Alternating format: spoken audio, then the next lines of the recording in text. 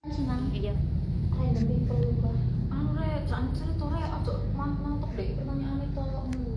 Tapi aneh. Tapi anu lho. Ndak cek grup nih. Nduk tak bahas. Halo Risa. Rek aku oleh. Ayo teman-teman bertanya saja. Teman-teman, untuk yang part 2 ini dengan pemateri yang seru ya. Semoga kalian bisa bertanya ya teman-teman di kolom komentar ini. Siapkan pertanyaan. Yang menarik, karena pertanyaan yang menarik akan mendapatkan syafaat. Syafaat Nabi Muhammad. Semangat rek. Dibagi dua soalnya yang satunya ada jari. Sebabkan dengan nikmat sebenarnya sih ini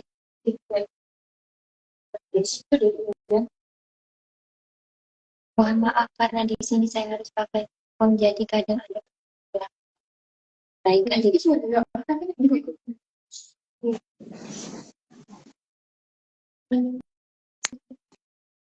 Mari.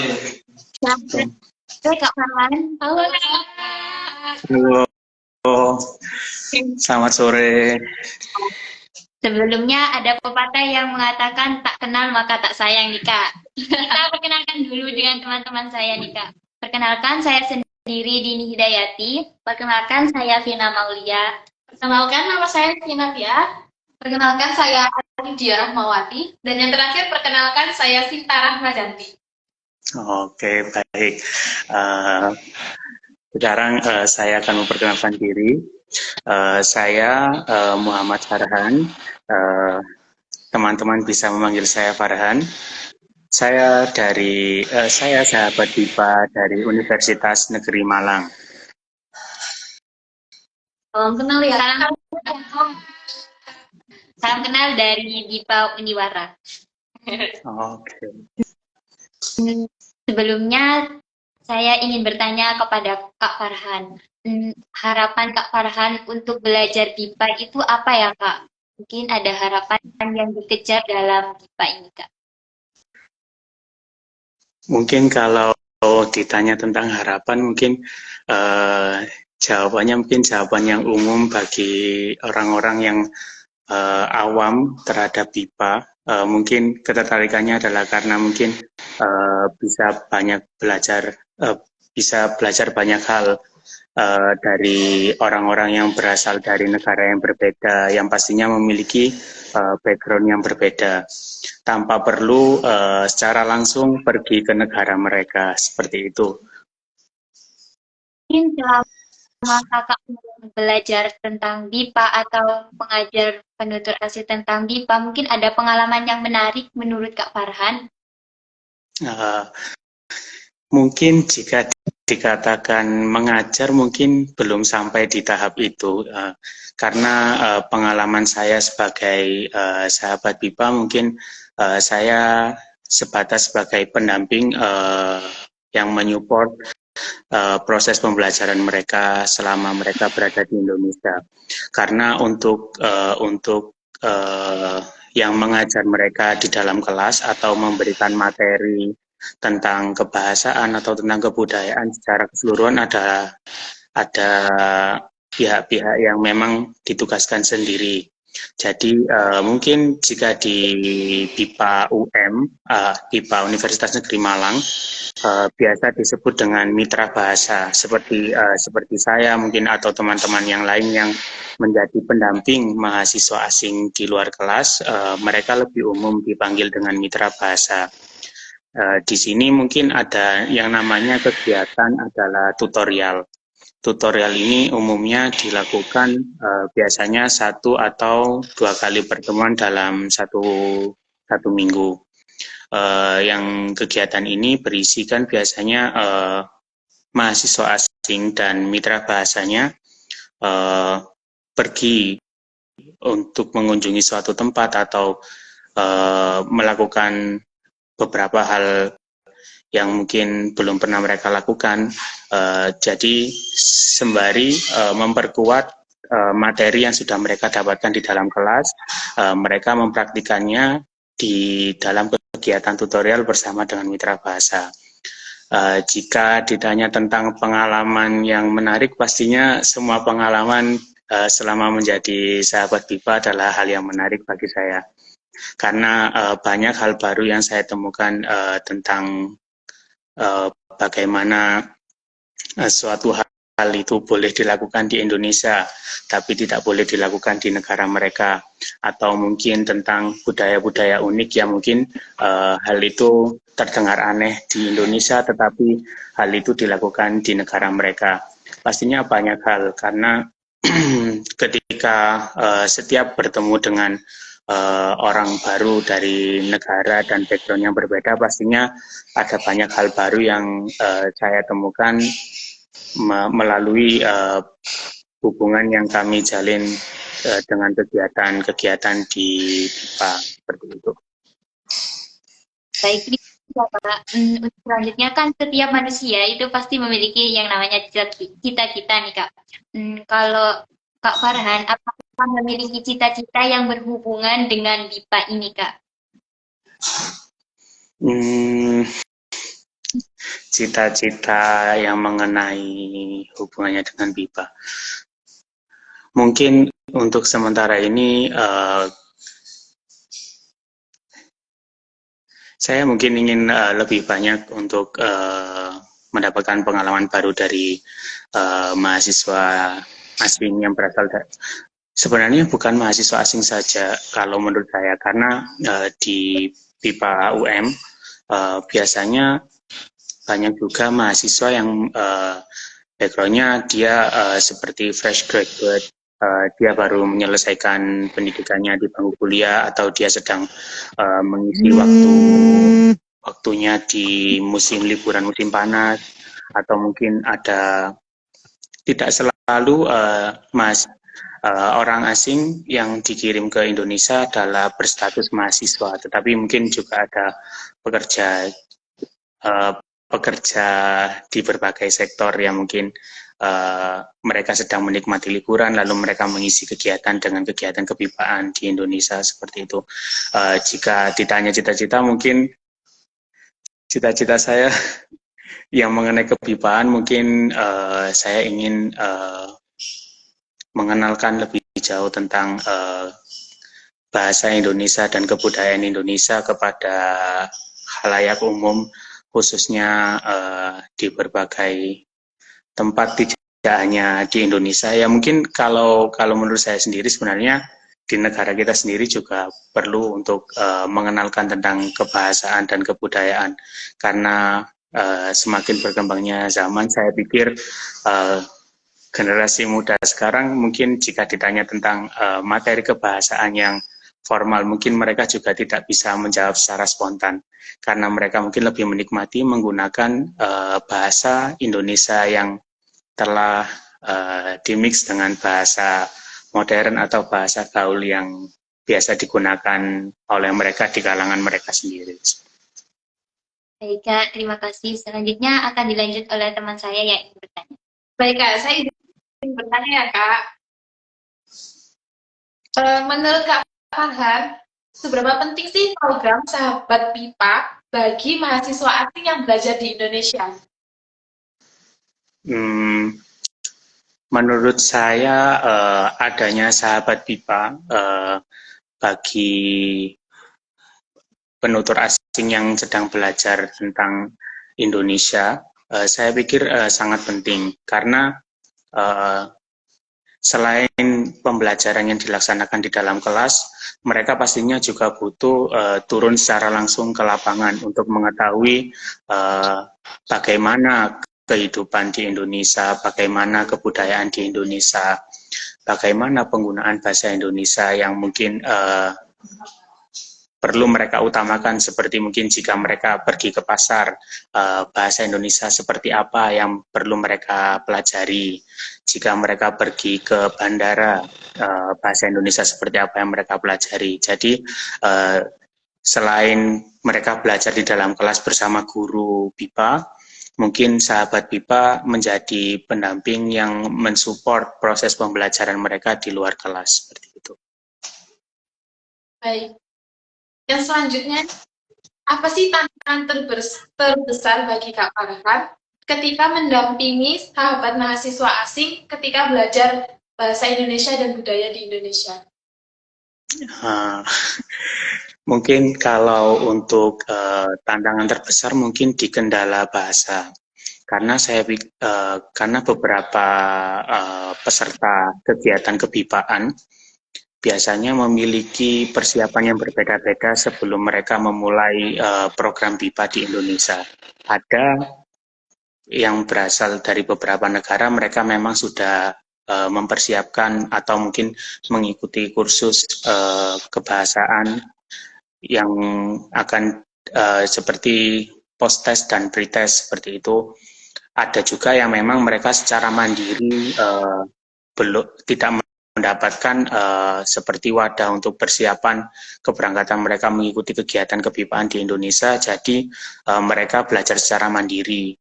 Dan juga saat mereka datang ke Indonesia pun, mereka pasti akan mengikuti seperti tes kemampuan kebahasaan. Dan mungkin yang terasa sulit mungkin jika kita mendapatkan mahasiswa yang mungkin kemampuan bahasanya terbilang masih di tingkat dasar. Sedangkan kita sendiri sebagai sahabat BIPA belum memiliki kemampuan untuk menggunakan mungkin bahasa Inggris untuk membantu komunikasi antara sahabat BIPA dengan mahasiswa asing, atau mungkin bahasa dari negaranya, negara asal mahasiswa asing ini, seperti mungkin jika dia dari Tiongkok, mungkin dia dari Amerika, atau mungkin dia dari negara lain yang memiliki bahasa ibu mereka belum kita kuasai, dan mereka juga tidak menguasai bahasa Inggris. Ini yang mungkin kadang menjadi kendala yang paling sulit. Dan juga mungkin tapi kalau mungkin perihal seperti culture shock, saya pikir mungkin itu hal yang wajar karena baik sahabat BIPA atau juga mahasiswa asing juga memiliki latar belakang yang berbeda seperti itu. Baik Kak, terima kasih. Selanjutnya akan dilanjutkan oleh teman saya. Baik, halo Kak Farhan, salam kenal ya. Salam kenal. Jadi gini Kak, aku mau tanya nih, gimana sih awal mulanya Kakak bisa terjun ke bidang BIPA ini Kak? Oke. Kalau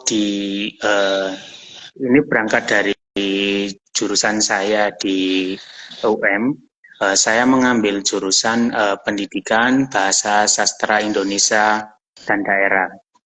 Dan saat di semester 4, mahasiswa diminta untuk memilih satu fokus yang akan dipelajari atau mungkin akan menjadi bahan skripsinya.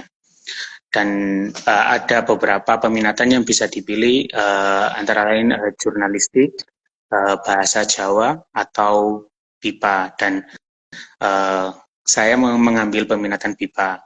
Jadi ini tapi tidak berkaitan dengan menjadi sahabat BIPA. Jadi kami memang belajar secara khusus di kelas, kami belajar materi tentang materi-materi apa yang perlu dipersiapkan jika kami ingin memberikan pembelajaran seperti bahasa Indonesia bagi penutur asing. Seperti itu, lalu modul ajar atau media pembelajaran seperti apa yang harus kami siapkan jika kami ingin mengajar mahasiswa asing tentang budaya Indonesia atau bahasa Indonesia. Lalu di semester 6 saya mendapatkan kesempatan untuk bergabung menjadi sahabat BIPA. Yang mungkin istilahnya mungkin agak kaku ya jika saya menyebut sahabat BIPA, karena saya mungkin lebih biasa menyebutnya dengan mitra bahasa, dan ini mungkin sebutan yang umum digunakan di UM. Saya pertama kali saya menjadi mitra bahasa mahasiswa dari Thailand. Lalu setelah itu berbarengan dengan menjadi mitra bahasa mahasiswa Thailand, saya juga menjadi mitra bahasa untuk mahasiswa dari Tiongkok. Nah, mungkin dari sini mungkin semakin tumbuh ketertarikan untuk memperdalam mengenai kebipaan. Seperti itu. Maaf, ini teman-teman saya agak rese ini, Mbak ya. Apakah jadi pertanyaan selanjutnya nih ya Kak ya. Kan Kakak tadi juga mendampingi mahasiswa dari Thailand dan juga dari Tiongkok ya Kak ya.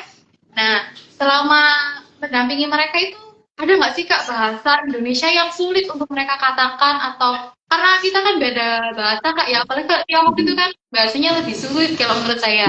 Apakah ada kesulitan gitu Kak, bahasa-bahasa atau kata-kata yang sulit mereka ucapkan, apalagi kita juga banyak menggunakan bahasa yang gaul ya Kak ya, kayak bahasa gaul. Apakah ada Kak? Kalau itu mungkin kendalanya pastinya ada kendalanya itu kalau yang untuk yang mahasiswa biasanya itu tergantung dari karakter bahasa ibu yang mereka bawa. Seperti kayak kalau di bahasa Tiongkok itu mungkin mereka tidak terbiasa mengucapkan R dan L seperti itu. Lalu P dan D juga. Lalu mungkin kalau saya sedikit lupa kalau untuk karakter yang bahasa Thailand. Tapi ada juga beberapa huruf yang mungkin sulit mereka ucapkan. Tapi biasanya tapi mereka jika menyimak, mungkin mereka lebih paham. Maksudnya mereka bisa menangkap apa yang lawan tuturnya sampaikan, tetapi mungkin mereka terkadang sulit untuk memproduksi apa yang ingin mereka sampaikan sendiri seperti itu. Kalau mahasiswa Tiongkok dan Thailand ini tidak terlalu sulit menurut saya karena background mereka sendiri di kampus asalnya memang mereka mengambil jurusan bahasa Indonesia juga. Jadi saat mereka datang ke sini pun terhitung mungkin mereka seperti praktek tentang keilmuan kebahasaan yang sudah pernah mereka pelajari di kampusnya, lalu mereka praktik dengan native di Indonesia seperti itu.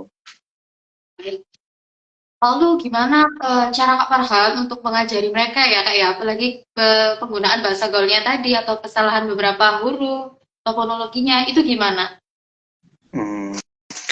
Kalau untuk mengatasi kesalahan mungkin kalau tugas kami sebagai mitra bahasa mungkin tidak langsung menyalahkan ya, karena biasanya hal ini mungkin bersifat seperti mungkin mereka akan merasa seperti apa ya? Kalau kasarnya mungkin seperti terhina karena merasa oh ya aku salah tapi kayaknya nggak harus gitu juga caranya ngingetin. Jadi mungkin biasanya sebagai mitra bahasa ngingetinnya dengan komunikasi langsung, kayak misalnya dia bilangnya tidul, seharusnya dia bilangnya tidur, tapi mungkin dari sayanya ketika ngerespon saya langsung bilang tidur. Jadi mungkin terhitung seperti pembiasaan di obrolan secara langsung.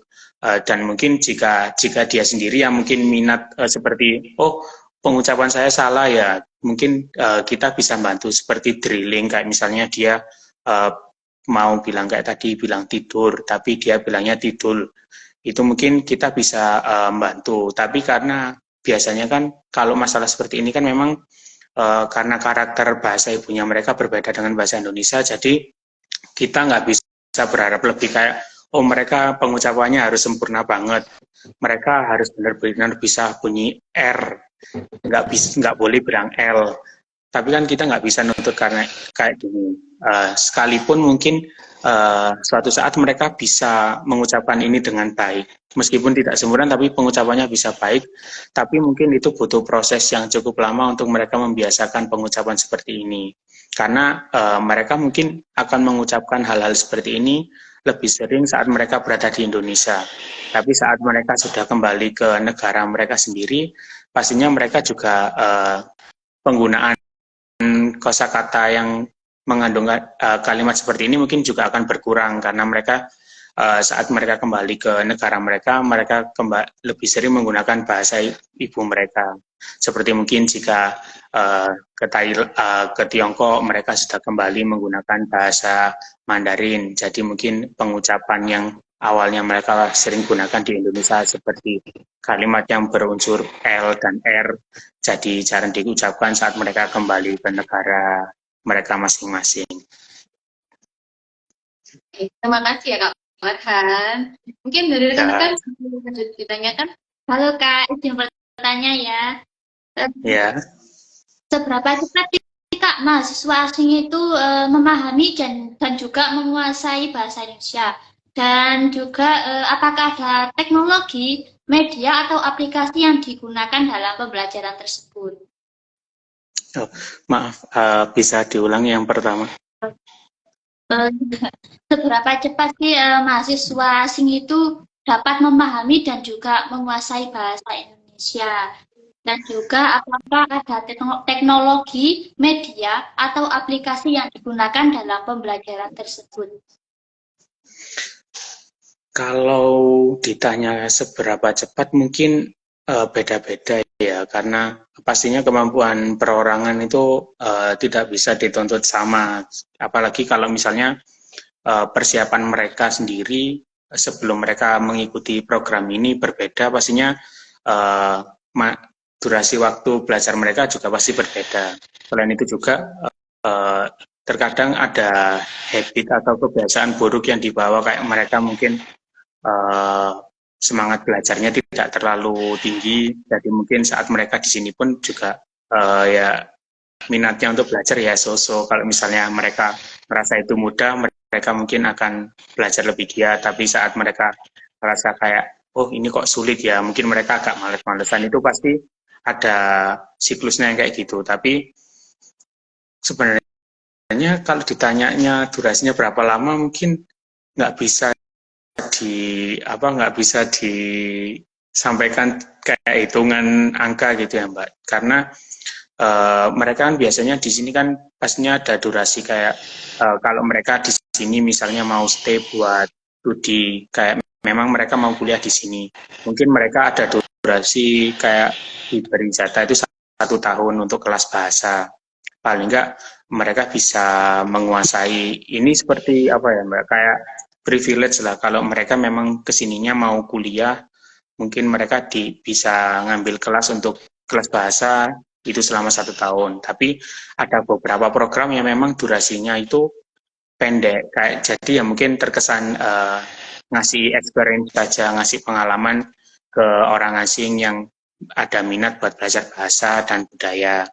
Jadi goals-nya kayak target pencapaiannya di akhir program itu pasti beda-beda, tergantung dari program BIPA apa yang dia ikuti di Indonesia, seperti itu. Dan selanjutnya, apakah ada metode khusus untuk mengajari mereka dalam berbahasa Indonesia, Kak? Nah, ini kembali lagi ke kemampuan mahasiswa asingnya atau pembelajar bahasa Indonesia ini juga. Kadang ada yang cukup kayak drilling, jadi mereka cuma setelah mereka dijelaskan materi, terus mereka di drill buat mengulang kosakata yang mungkin mereka sulit untuk mengucapkan. Ada juga yang sampai sebenarnya kan kalau misalnya mereka basicnya bisa bahasa Inggris gitu, itu pasti sahabat BIPA-nya juga itu ada batasan kayak seberapa lama sahabat BIPA ini boleh memakai bahasa Inggris untuk membantu pemahaman mahasiswa asing.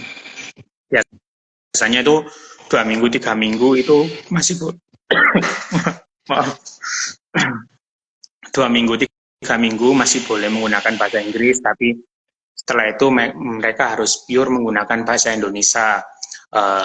Sulit atau meskipun mahasiswa asingnya ini sulit untuk memahami apa yang disampaikan, mungkin dari mitra bahasanya sendiri bisa menyederhanakan ucapannya. Kayak misalnya biasanya jadi kendala itu kalau misalnya kita ngucapin kosakata yang berimbuhan, biasanya mahasiswa asing itu sulit kayak bedakan kayak menaikkan dan menaiki, memakaikan dan memakai. Itu biasanya mereka sulit memahami imbuhan-imbuhan yang kalau didengar itu kayak mirip, tapi saat ditranslate atau diterjemahkan itu maknanya berbeda. Ini kadang yang sahabat BIPA-nya sendiri juga harus kreatif mencari penjelasan yang lebih sederhana. Karena kemampuan pemahaman bahasa Indonesianya setiap mahasiswa itu pasti beda-beda. Jadi cara menanganinya juga beda-beda. Mungkin kalau misalnya mitranya sendiri merasa kesulitan, seperti mau bilang menjelaskan tentang hewan seperti kelinci. Mungkin kalau bilang kelinci mungkin masih sulit. Mungkin bisa diperagakan atau mungkin ditunjukkan gambar. Jadi opsional menggunakan bahasa ibu atau bahasa Inggris lah ya. Itu opsional paling terakhir setelah tahap-tahapan yang di awal itu dicoba. Kayak misalnya saya mau bilang kelinci. Saya ngomong kelinci, lawan tutur saya belum paham. Mungkin saya bisa coba untuk meragakan. Mungkin kayak punya telinga panjang seperti ini. Mungkin dia belum bisa, dia mentok masih belum bisa memahami. Mungkin kita bisa nunjukkan ilustrasi, atau mungkin kalau nggak ilustrasi, mungkin kalau kita mau menggambarkan suasana, mungkin kita bisa kayak praktik. Misalnya ada teman lain gitu, kita bisa ngajak ngobrol teman ini mempraktikkan seperti role playing gitu. Dan kalau memang itu udah mentok di situ, lawan tuturnya masih belum paham, ya mungkin kita pakai bahasa Inggris atau mungkin bahasa ibu dari yang dipakai mereka di negara mereka masing-masing. Oke, terima kasih untuk jawabannya ya Kak. Slide-nya mungkin dilanjutkan oleh teman saya. Halo, salam kenal Kak Farhan. Halo. Aku izin bertanya nih, dalam program MIPA itu pastinya ada standar penilaian keterampilan berbahasa. Nah, bagaimana sih menurut pengalaman Kakak penilaian standar penilaian keterampilan berbahasa dalam program MIPA ini tuh bagaimana? Standar penilaian. Ini mungkin kan kalau di UM sendiri itu ada kelas khusus kayak untuk menyimak, lalu menulis, berbicara, dan membaca. Itu juga ada tesnya sendiri-sendiri untuk setiap kemampuan berbahasa ini. Jadi mungkin ya kembali ke kemampuan apa dulu yang ingin dites. Kalau misalnya mungkin dia dari kemampuan menyimak, mungkin saat dia diputer dikasih sound yang seperti berita gitu, terus dia disuruh mengerjakan teks yang rumpang gitu, dia bisa mengerjakan. Mungkin kalau membaca, mungkin dia dikasih teks yang mungkin awalnya teks-teks sederhana, terus mulai naik levelnya, ada yang berimbuhan seperti itu. Mungkin kalau untuk menulis, dari yang awalnya dia masih sering typo, kayak misalnya pengucapan huruf D, tapi dia nulisnya T, tapi lambat laun dia sudah mulai bisa membenahi seperti ini. Karena biasanya yang paling, kalau umumnya kayak yang memang sering menggunakan bahasa Inggris kan pastinya kayak susunan katanya kan pasti berbeda. Jadi biasanya yang sering kalau salah pas nulis, yang nulisnya ini kayak dia memang nulis sendiri gitu, biasanya susunannya itu masih ketukar-tukar kayak gitu. Ya mungkin kalau standar penilaiannya ya mungkin perkembangan dia dari minggu ke minggu selanjutnya itu dia udah mulai kurang kesalahan yang sama, kayak misalnya ya tadi kayak penggunaan huruf TD yang sebenarnya itu beda, dia udah mulai, yang awalnya dia masih sering ketukar, udah mulai membaik, terus kayak misalnya dia memakai imbuhan, dia sudah mulai bisa menggunakan imbuhan yang sesuai dengan makna yang ingin dia sampaikan, seperti itu.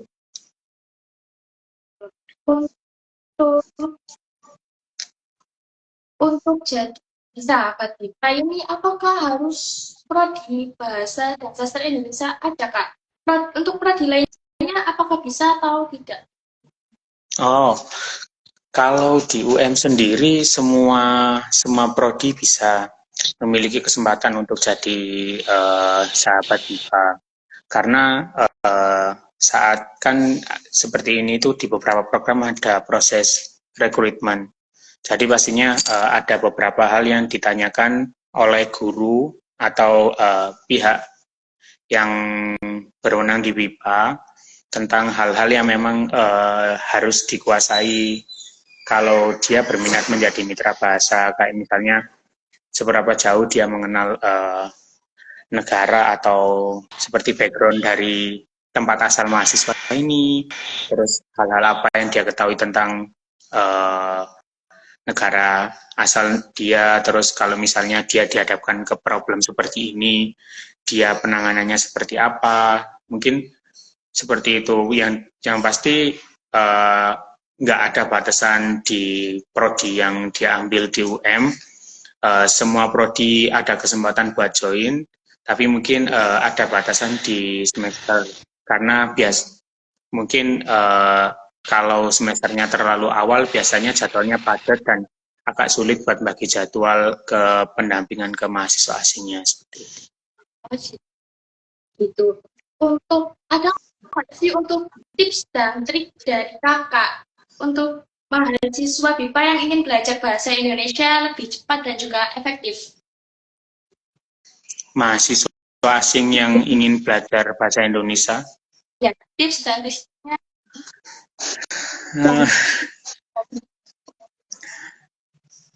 mungkin kalau dari sebelum dia berangkat ke Indonesia, mungkin dia lebih bisa seperti lebih explore tentang apa-apa tentang Indonesia, mungkin dari kebudayaan di Indonesia, terus hal-hal culture yang mungkin ada di lingkungan yang akan menjadi tempat tinggal dia selama dia mengikuti program kebipaan.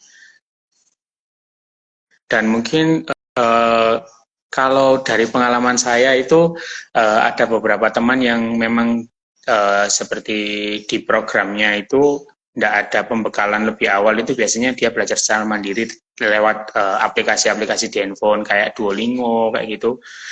Ya kalau tips and trick ini agak sulit ya, maksudnya kayak ditanya gimana ya, soalnya kan POV-nya kan saya sebagai pendamping bukan sebagai peserta, jadi kalau ditanya seperti itu mungkin saya juga sulit untuk menjawab karena yang tahu lebih detail tentang kendala seperti ini pasti orang yang memang akan baru belajar. Kalau saya kan mungkin cuma bisa menyampaikan tentang kendala apa yang tips and trick menjadi sahabat BIPA, tapi kalau menjadi pesertanya mungkin agak sulit bagi saya menjelaskan itu. Untuk selanjutnya, bagaimana sih harapan kakak untuk BIPA UM ke depannya? Harapan saya mungkin kedepannya semoga semakin banyak juga penutur asing yang memiliki minat dan ketertarikan untuk belajar di BIPA UM, entah itu hanya sebagai program dalam jangka pendek atau memang program jangka panjang untuk dia studi dan stay di Indonesia. Saya harap kedepannya lebih banyak lagi penutur asing yang tertarik untuk belajar di BIPA UM. Karena kalau ditanya tentang kualitas di BIPA UM, saya pikir kualitasnya sudah sangat bagus dan saya pikir mungkin bisa kalau untuk kualitasnya mungkin tetap dijaga seperti ini. Tapi kalau harapannya semakin banyak penutur asing yang tertarik untuk belajar di BIPA UM. Kalau untuk harapan ke BIPA-nya sendiri, ada nggak Kak? Bagaimana? Untuk harapan kedepannya sendiri gimana Kak? Harapan ke BIPA-nya, Program kita. Program kita ini. harapan ke program BIPA. Kalau harapannya mungkin tidak terbatas penutur asing yang datang ke Indonesia, tapi dari sahabat BIPA yang dari Indonesia juga memiliki kesempatan untuk mengajarkan tentang kebipaan ke luar negeri. Jadi tidak hanya penutur asing yang datang ke Indonesia, tapi masyarakat Indonesia juga berkesempatan untuk datang ke luar negeri, mengenalkan tentang kebahasaan dan kebudayaan Indonesia. Amin. Terima kasih Kak. Sama-sama. Untuk selanjutnya, apa sih yang memotivasi Kak Farhan ini untuk gabung di Sahabat BIPA ini, Kak? Saya ingin memperbanyak pengalaman yang mungkin jika saya perlu memperbanyak pengalaman tanpa saya perlu datang ke negara itu secara langsung, karena mungkin satu dua hal jika saya harus datang ke negara itu secara langsung mungkin agak sulit. Jadi saya ingin terus memperbanyak pengalaman saya dan memperluas relasi dimanapun, seperti itu. Untuk selanjutnya kan, ini kakaknya kan ada di negara lain nih Kak ya. Gimana kakak beradaptasi atau berinteraksi dengan orang-orang di sana, Kak? Mungkin kalau saat saya di sini mungkin ini jadi POV saya yang belajar bahasa asing, seperti itu. Di sini saya juga ada pendamping mahasiswa Tiongkok yang dari jurusan bahasa Indonesia.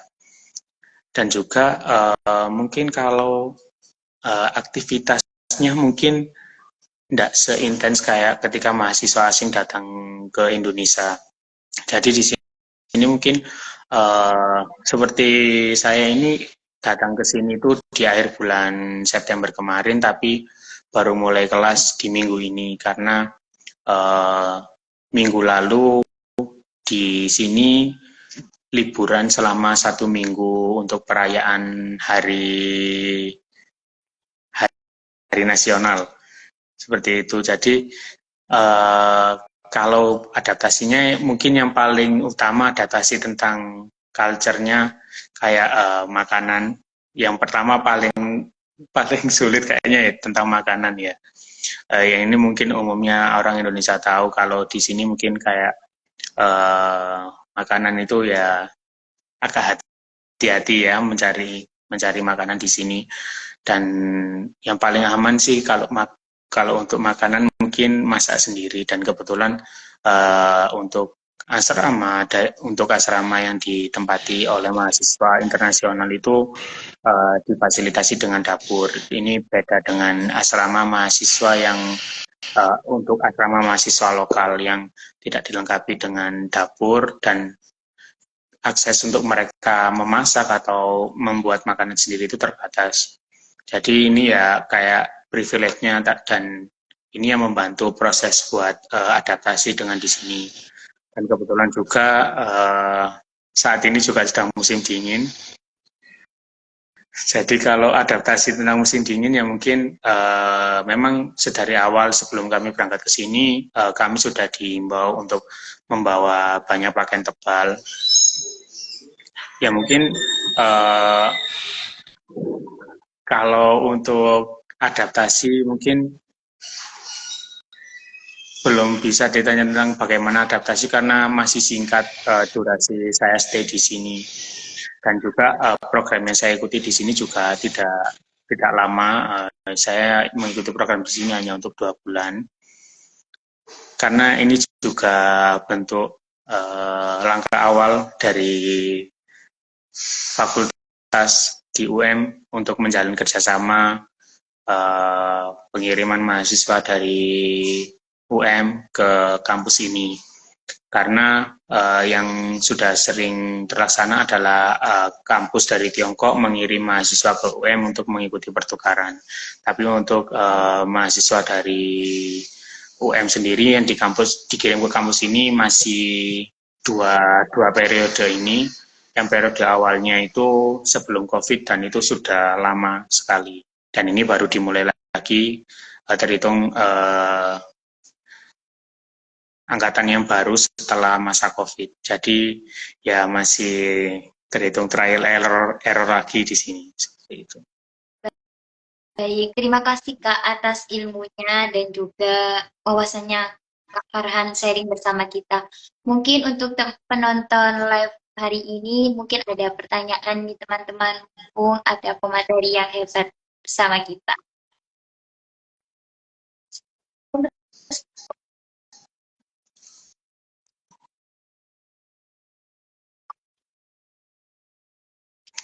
Kalau dari Mbak dan teman-teman, jurusannya di Uniwara sendiri apa Mbak? Kita pendidikan bahasa Indonesia semua dan sastra Indonesia. Bahasa dan sastra Indonesia, Kak. Itu juga ada peminatannya juga, seperti fokus peminatan juga ada. Ya, itu untuk pendidikan untuk kalau kita itu nggak ada peminatan sih Kak, lebih ke pendidikan ya, karena dasarnya memang pendidikan bahasa dan sastra Indonesia. Lalu kalau untuk ke sahabat Bipanya sendiri itu berarti mengikuti seleksi juga atau bagaimana? Untuk BIPA sendiri kita itu masih pemula ya Kak. Ini soalnya BIPA-nya masih 2 tahun. Jadi masih awal. Ya, semangat. Semoga progresnya ke depan juga semakin baik. Banyak pengalaman baru yang didapat juga. Mungkin ada saran atau apa gitu untuk BIPA Uniwara ini Kak, dari Kak Farhan sendiri? Kalau mungkin saran mungkin lebih banyak membangun komunikasi dengan teman-teman dari kampus lain yang mungkin di kampusnya juga terdapat program kepipaan, jadi bisa sambil jalan juga sambil belajar tentang apa-apa yang mungkin perlu dilakukan, apa-apa yang mungkin perlu diperbaiki dari program-program yang memang sudah berjalan di sana. Tapi kalau dari Uniwar sendiri, apa Mbak dan teman-teman juga sudah pernah mendampingi mahasiswa asing yang belajar juga? Belum tadi sih Kak. Ya mungkin itu juga mungkin lebih banyak sharing. Jadi ya sisi excitednya kalau jadi sahabat BIPA pastinya pas ketemu mahasiswa asingnya. Tapi mungkin meskipun belum bisa bertemu secara langsung atau mempraktikkan apa yang sudah dipelajari Mbak dan teman-teman, mungkin bisa mempersiapkan dengan mempelajari lebih jauh seperti di kelas yang Mbak ikuti tentang pasti Mbak juga sudah belajar tentang kayak modul-modul pembelajaran BIPA juga.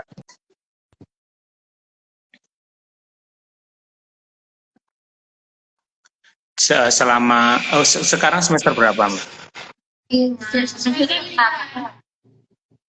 Itu juga belajar tentang kayak modul media pembelajaran kepipaan juga. Nah, ya itu aja yang kalau didalami lagi. Soalnya itu penting banget. Kadang ya itu sini kalau menurut saya itu nilai plus orang yang jadi sahabat BIPA dan dari jurusannya memang mewadahi mereka buat mempersiapkan diri kalau mereka memang di kesempatan yang lain bisa praktik secara langsung. Jadi paling enggak saat mereka sudah punya bekal dari apa-apa yang udah dipelajari selama di kelas. Jadi saat memang dapat kesempatan buat praktik itu udah siap dan nggak apa ya nggak gelagapan kayak oh apa ya kalau misalnya gini gimana ya kalau gini gimana kayak gitu.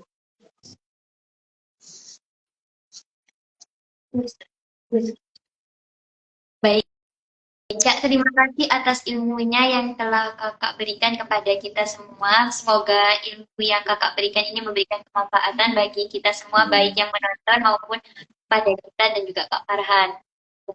Terima kasih sudah meluangkan waktu Kak Farhan untuk gabung di live kita, Kak.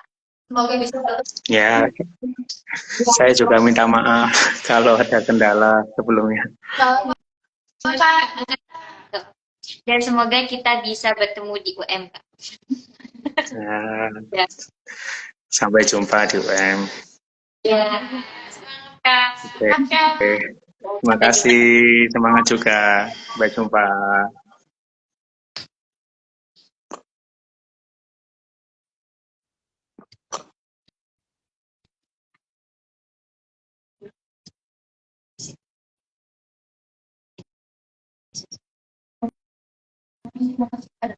Baik, sebelumnya terima kasih kepada teman-teman yang telah menonton live kita dari awal sampai akhir ya teman-teman. Kita akhiri dulu live sore ini.